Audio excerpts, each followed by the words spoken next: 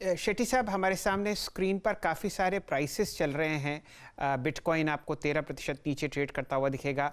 Ethereum में भी double digit losses हैं। क्या आपके प्लेटफॉर्म पर कल काफ़ी पैनिक सेलिंग हुई?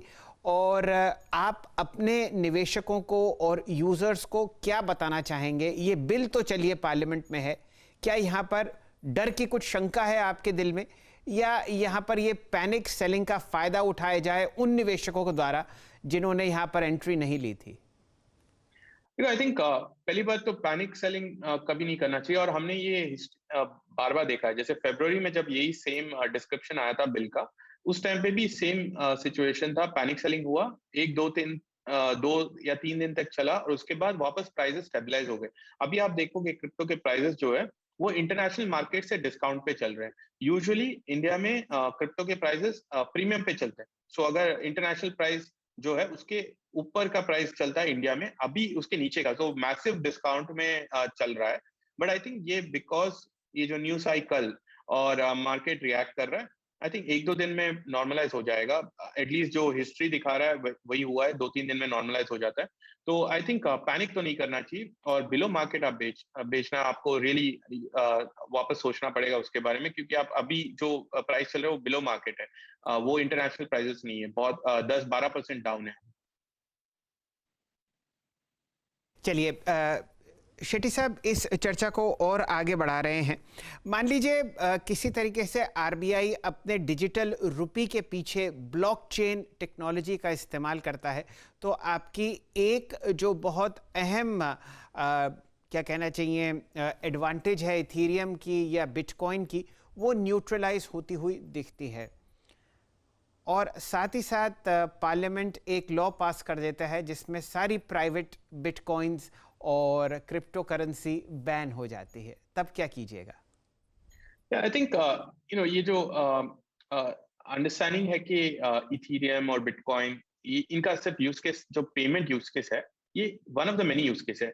ये बात वैसे ही हुआ कि अगर गवर्नमेंट ने अगर वेबसाइट बना दिया अपना, तो दूसरे वेबसाइट की क्या जरूरत है।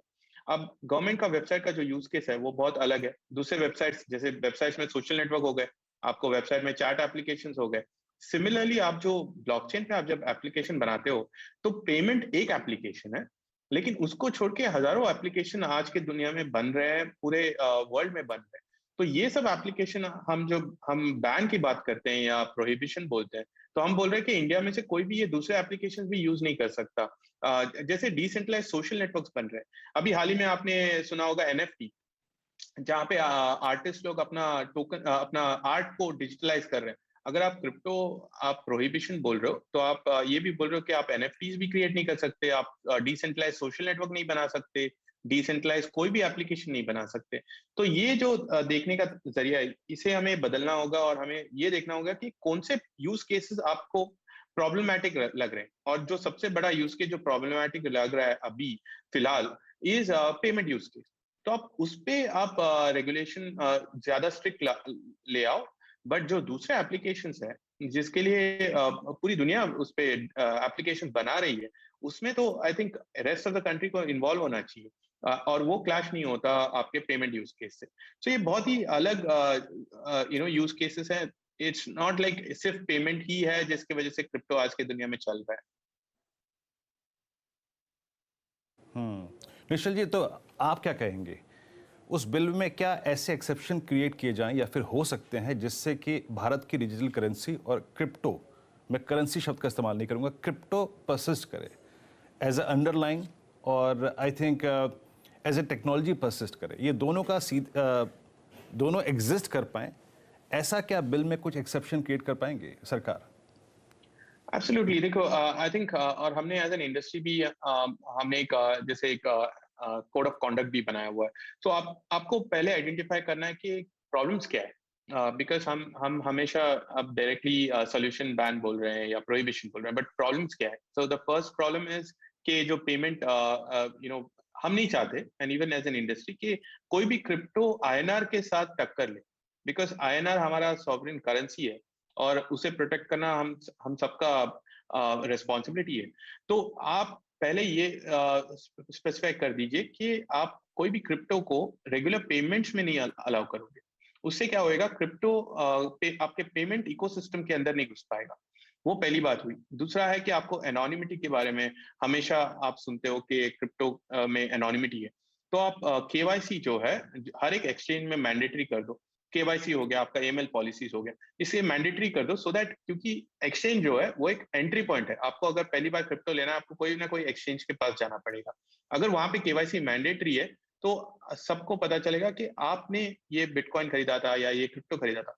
उसके बाद आप वो बिटकॉइन कहीं पे भी ब्लॉकचेन पे आप लेके जाओ, वो सब कुछ ट्रेसेबल है बैक टू दैट एक्सचेंज जहां से आपने खरीदा था, जहां पे आपका केवाईसी है। तीसरी बात हुई कि आप हाउ डू यू आप इंश्योर कैसे करोगे कि बैड एक्टर्स नहीं आए, कि लोगों का एडवांटेज नहीं ले, क्योंकि आप कई बार सुनते हो कि कोई ना कोई स्कैम आ गया।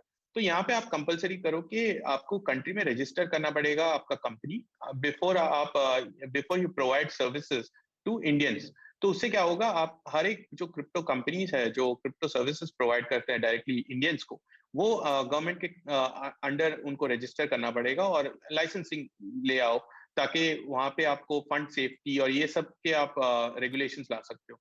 तो कई तरीके हैं, और ये सब जस्ट सजेशंस नहीं है, ये सब एक्चुअली दूसरे कंट्रीज भी इसी डायरेक्शन में जा रहे हैं। और इसी तरीके से, जैसे यूएस में अगर आपको आज के डेट में कोई भी क्रिप्टो कंपनी खोलना है तो आपको वहां पे रजिस्टर करना पड़ेगा, और फिर आप यूएस के सिटीजन्स को सर्विस दे सकते हो। तो आप वही सिमिलर चीजें आप इंडिया में भी हम ला सकते हैं। शेट्टी साहब, बहुत बहुत शुक्रिया आप हमारे साथ जुड़े और इतने बढ़िया विचार वज़ीर एक्स और इंडस्ट्री की तरफ से आपने रखे, उम्मीदों के जो आपको आती हुई दिखती हैं इस क्रिप्टो करेंसी बिल पे जो शीतकालीन सत्र में हमारे पार्लियामेंट में पेश किया जाएगा। All good luck to you, और मैं उम्मीद करता हूं कि जो जो आपने अच्छी उम्मीदें करी हैं सरकार वहां पर आपको खरी उतरती हुई दिखेगी। हमारे साथ आप जुड़े, बहुत बहुत शुक्रिया, धन्यवाद आपका।